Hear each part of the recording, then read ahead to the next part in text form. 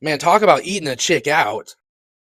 Here in my apartment, and I just got done watching the movie Castle Freak from 1995, directed by Stuart Gordon. Never seen this movie before. It's a full moon features movie from the Charles Band label, starring Jeffrey Combs, Barbara Crampton, and Jessica Dollarhide. I think this is her introductory appearance, her first film ever. And it didn't seem like she did much after this, unfortunately, because I thought she was the standout actor in this whole movie. I don't know what happened in her life to make her stop acting, but shout out to you, Miss Dollarhide. But basically, this family that has a lot of issues, let's just to put it lightly. Turns out the dad inherited this big castle over in Europe from some ancestor that I guess he was unaware about or something. So they're going to stay there for a while, check it out, take inventory of everything so they can liquidate it and sell it. They don't plan on keeping it. And it turns out there may or may not be some sort of slave humanoid thing, creature in the basement that's been locked up and been whipped by some old lady for who knows how long, probably his whole life. Did I mention the daughter's blind? Yeah, the daughter's blind. So when she makes this little discovery in the basement of this creature, she doesn't really know what's going on, because she can't see shit. But the creature guy ends up getting loose, and yeah. But honestly, the biggest tragedy above a slave being kept in the basement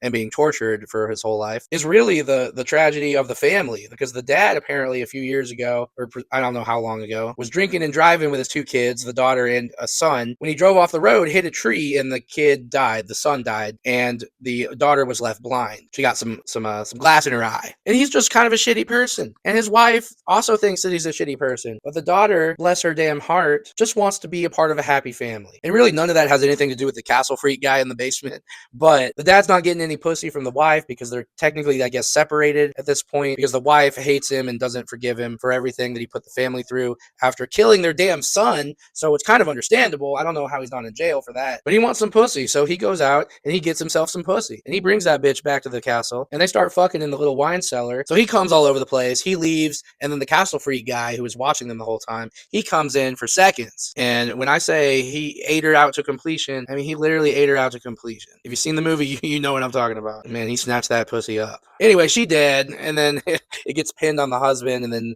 blah blah blah. Very interesting movie. It's not a movie that I would go back and rewatch very often at all. It's not a movie that I really feel like I needed in my collection, but it was a fun time, and I'm glad I watched it still. Yeah, that's about it. I don't know. Let me know what you think of Castle Freak down in the basement below, and I'll see you guys in the next video.